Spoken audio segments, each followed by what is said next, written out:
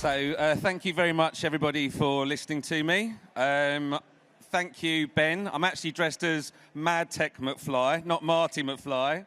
And if you are wondering why a slightly ravaged-looking Marty McFly is on stage, it's because I want to talk about Back to the Future. And why do I want to talk about Back to the Future? And the reason is, as an industry, we are absolutely phenomenal at learning new things. And we're absolutely diabolical at remembering what we've already learned and applying it to new ways of working. So I'm going to talk about that. Then the proper part of the presentation is going to start, because Andy's going to come on and talk to you about real examples with Currys Connected Media. Currys is a very, very good example of a very well-run retail media business, and there's a lot to learn there for everybody. Now, before I do that, this is quite a weird presentation, because you all look like you're in a silent disco. So we're going to do something slightly different. We're going to try different channels. So Andy's going to have one load of earphones, and I'm going to have a different set of earphones, all right? So to test it out, if you hear me talking after I say 1, 2, 3, go, I want you all just to leap up and start clapping, all right?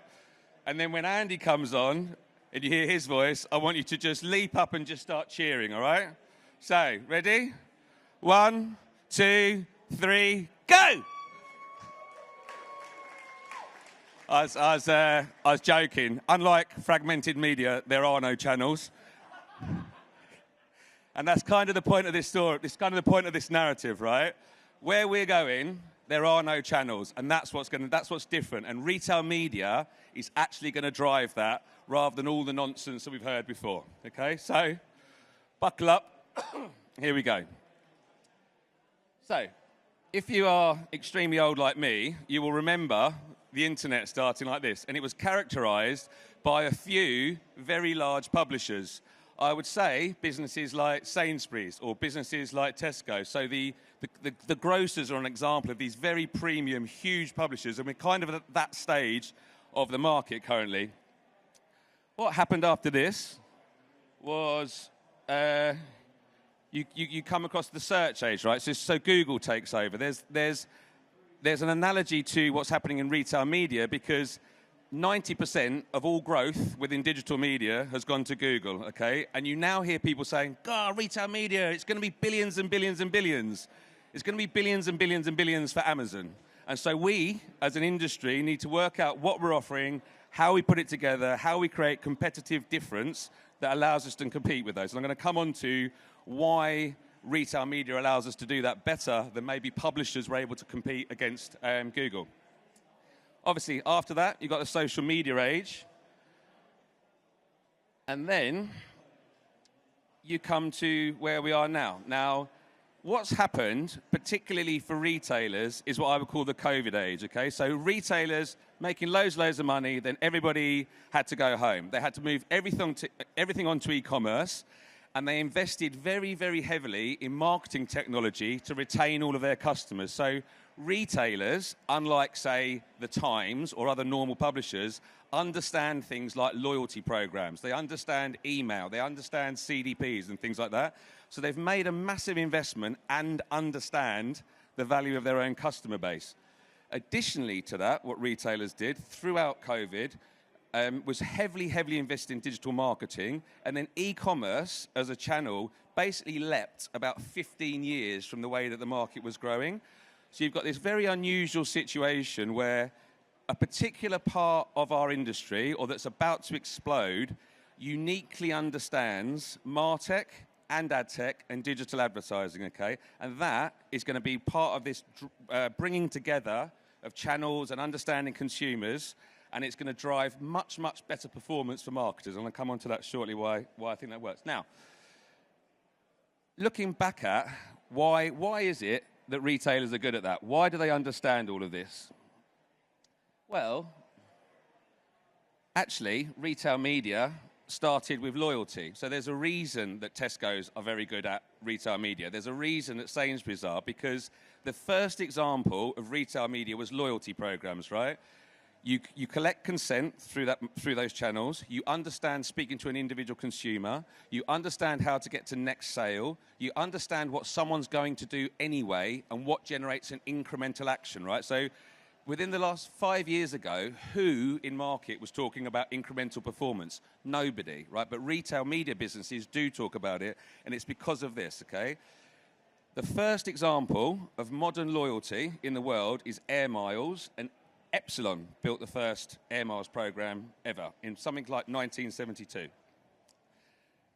The second thing that's always been around and people forget about is direct mail. So one of the things you hear people talk about is we're going to do on-site retail media and off-site retail media, and we're going to do addressable marketing. Well, the original addressable marketing is direct mail, and it means name and address. So whilst you're going to all of these presentations and people are talking about their IDs they've made and creative, and I'm going to talk to so-and-so and say AI about 20 or 30 times, are you actually speaking to a person or not? And do you understand whether it truly is a person or a collection of signals that you've bundled together to be able to speak to someone? The other thing that's interesting about direct mail is that this industry have engaged in data co-ops since the beginning of their inception, okay? So two businesses that might be directly competitive will know that one consumer has bought socks with one of them and trousers with another one, and they'll combine those data sets to work out what to sell next to them. So when people start talking about clean rooms and sharing data and are people going to share data, they are going to share data because they've been doing it for 50 odd years. Now, Epsilon has the largest data co-op in the US and has had it for a very long time. We also have the largest data co-op in the UK, and we've been doing that for a long time as well. So we understand this market, we understand what's going on, and we understand it differently to some other businesses. Now, why do I think you lot should all care about the convergence of MarTech and AdTech? Now, if you run a business, you're probably far more interested in the output of your marketing technology stack, all right? It's owned, it's highly performant, it drives loads of value, it allows you to speak to customers as individuals through personalization. We've obviously been bought by publicists, so publicists will always talk about advertising and not necessarily understand that most businesses see most of their value over there. The problem with this is it's got extremely limited scale, okay? So there's a scale problem over here. Here, in AdTech, there's loads and loads of scale, but there isn't a lot of personalization. Now, a lot of people will say to me, personalization at scale is impossible. I'm here to say it absolutely isn't. We've been doing it for about 10 years in the UK. But if I said to someone in advertising, don't call it personalization, call it relevance, you'd be really, really interested in how to improve this side of the equation, okay? And the reason it matters is, if you apply personalization to a communication, generally, the improvement in performance is about 20%, okay? And if we as an industry can take the personalization over there and apply it to the nearly $1 trillion of investment that we do in AdTech, there's an absolutely enormous uplift in performance for everybody. And even as consumers, it would mean we would see less but better advertising, which is a positive outcome for us as well. Now, why is it that as an industry we've struggled to make this happen? The reason is those two sides of the coin have been trying to do completely different things. So MarTech is trying to, if you think about a loyalty program or whenever if you use points or something like that, MarTech is trying to speak to individuals. It's trying to do differential marketing. We will all see different series of ads based on our interests. It's trying to activate off of first-party data, and it's trying to drive business outcomes, typically revenue or something like that. On the other side, you've got AdTech, which is looking at audiences, it's looking at reach and frequency, it's trying to drive brand. And most of the technologies on that side, the trade desks of the world, dare I say it, Facebook, are trying to do something different. There's a reason why it's so hard to activate data at scale into Google, and it's because the businesses are built to do different things, and that's why it's taken so long to solve it. If you think about retail media and retailers, though, they understand all of this, and they're much, much closer to getting it fixed than a lot of other businesses. Now, why do we care about this as Epsilon? Just before I hand over to Andy, we've got market-leading tech in loyalty, says most consultants, in email, says most consultants, in clean rooms, says IDC. So we understand all of that. On the other side of the equation, we've got a DSP that's built to replicate loyalty. It's built to do one-to-one. And actually, the latest IDC report on the best DSP in market, it's not the trade desk, it's our technology, okay? Now, all of that is completely irrelevant unless it's all integrated, okay? And that's what I think is really, really happening, is this collapse of technologies, not just within ad tech or not just within MarTech, but it's across both of them. And what we have as Epsilon is an ID based on name and address, based on multiple connectors that allows us to join those two sides of the coins together. So when I say I'm talking across channels, I don't mean across search, across phones, across desktop. I mean across paid, owned, and earned. So me as a consumer, I see exactly the same messaging in every interaction that I have with a brand, okay? So that ultimately, which is get me back to my channel point, this is what we think the future is. It's one view, one vision, one voice. The reason we believe in this is because it matters to everybody in the C-suite, right? If you're the CMO, you want to have a consistent brand voice. If you are the CIO, you want something that's easy and quick to set up. If you are the Chief Privacy Officer, you want something that keeps the security of your customer base. If you're the CEO, you want all of those. And if you're the CFO, you want to be able to manage it. So this trend is going to continue to happen because it rings everybody's bell, essentially, okay? Now, I hope that was all interesting. I've not waffled on too much. I'm about to introduce Andy because Currys and their Currys Connected Media platform is very, very far along this journey, and I hope that you find the next bit excellent. Please give it up for Andy. Sit down? Yeah. So to kick off, Andy, could you give us or give everybody a little bit of backdrop on Currys Connected Media, historically, where it's come from? Yeah, sure. So, is the microphone working? I think it is. Put it in your face. Oh, I'll try that. There we go. That's better. So, Currys has been doing retail media for about 140 years. Mr. Curry opened a bicycle shop somewhere, I think in Leicester. And I think from that point onwards, you're going to have posters and whatever, all sorts of activations across every area of Currys. And we've been doing this for a long time.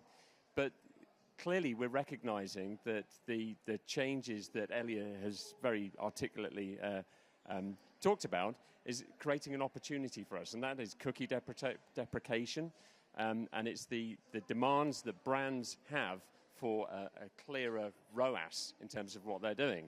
So whilst we've been doing trade marketing for all this time, actually there's some pressures on us and some opportunities. And we've partnered up with Epsilon to build out a first-party data set that, as Elliott says, we can execute in-market audiences across from BVOD, AVOD, online video, display, and so on, and then onto our own website in terms of our owned and operated area. And we're beginning to work out how we can cascade that into stores. But all of this is underpinned by data. And one of our partners, who you can see on the left there, Sakana, we're providing all of our transactional data, every SKU, every sale, online, offline, every store to Sakana, which is being packaged up and is available to brands to then understand at a customer level where they're winning and where they're losing, who they're losing to. And that provides those insights that we can then pass across to our partners at Epsilon, who can then use those insights to start building those in-market audiences. And so far, the journey's been fantastic, and I think we are only scratching the surface. So when we were chatting earlier, you were talking about where retail media sits within Currys, and I think it's very different to other businesses, and I think it drives a lot of the value of the Currys Connected Media solution. So can you talk a little bit about where it is in your business and why it's there? Yeah, so when we talked to the RXCO about how to set up a retail media proposition, we had two choices. One was to rip up everything we'd done already and then reassemble it, or build something alongside. And that's the path we're taking. We're building from the ground up, data-led all the way through. And for that reason, it actually sits within our CIO area. And I actually report into our Chief Data Officer. And so we've got, starting off with the absolute importance of protecting our customer data. It's given to us, it's consented, and there's a lot of trust in there. And that allows us to then collect it, protect it, and then activated. And so this tends towards what we call the 3 Ents, which is understanding the consent that we have for use of data, understand the intent in terms of where people are in the shopping journey, whether they're buying a laptop or a fridge, what have you, and then ultimately measurement as well at the end, so we can complete that closed loop of measurement. So when I was talking about the importance of understanding a consumer across multiple channels and the threat of Amazon, could you talk about how your stores play a role within how your customers shop and how you understand that and how you create value from that with all of this? Yeah, compared to Amazon, obviously, we have a large store base. We've got over 700 stores across the UK, Ireland, and Nordics, 301 stores in the UK, and I think about 5.5 million square feet of shopping real estate. And we're constantly upgrading those stores. We see about 1 million people go into store every week. The conversion rate in store is, I'm not going to say what it is, but it's much, much higher than you'd see from an online conversion rate. And this reflects the different roles that online and stores place in that shopping journey and the importance it is to brands. So it's kind of easy to build a website and have people browse, taking that information and then using that to inform how we set out our stores and how we can make them as appealing as possible, and then start gathering data from store activity and then passing back to online. That's where the value really sits, and it's something that we're working on continuously. So I think everyone would accept retail media. We're sort of at the beginning of the journey. So where would you say you guys are currently, and where do you think you're going to end up? Like, where are you going? So earlier in my career, I worked for Amazon. In 1999, I joined, and Mr. Bezos had a saying, or many sayings, and one of which is just to keep people calm. It's like, this is just day one. Or actually, I've got a T-shirt somewhere that says, party like it's day 2. This is the beginning of what we're doing.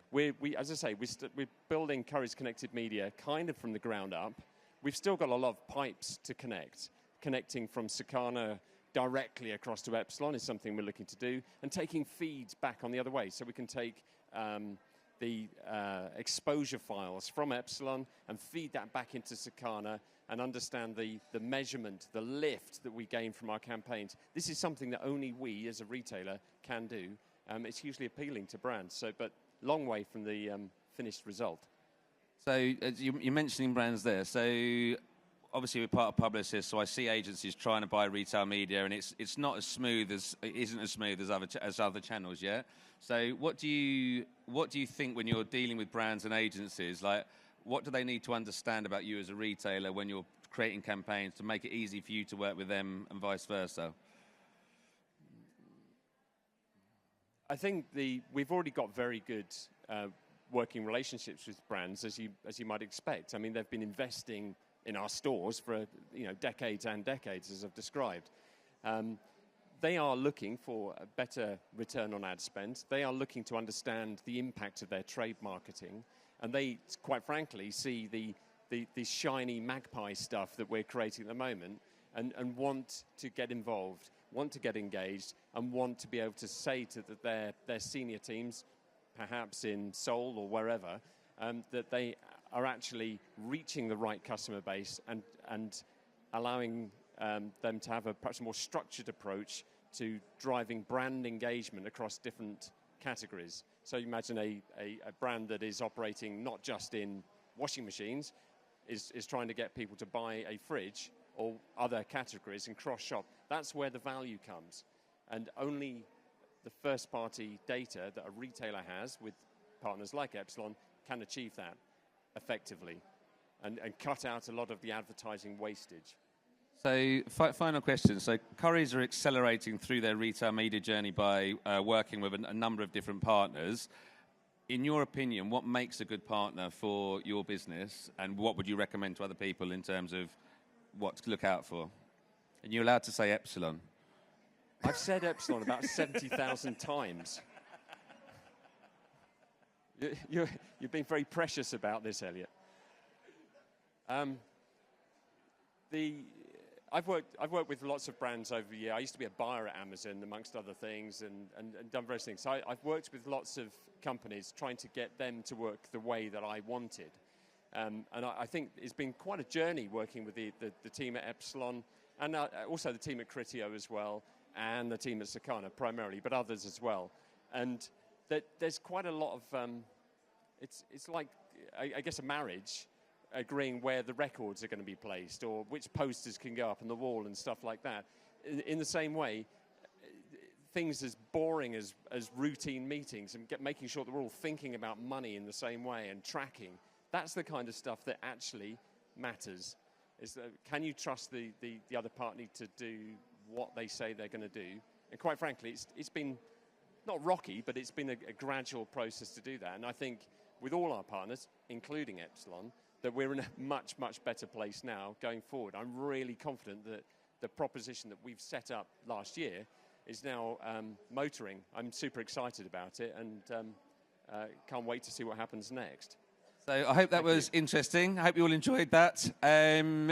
Our stand is over there. There's many, many alcohols in there. There's a DeLorean outside. If you take a photo of it, stick it on LinkedIn, put something like Madfest is brilliant or Epsilon is brilliant, you entered for a contest for a TV, and at the moment about 20 people have done it, so you've got a pretty good chance of winning a prize worth about $3,000. So thank you very much, and we'll see you soon.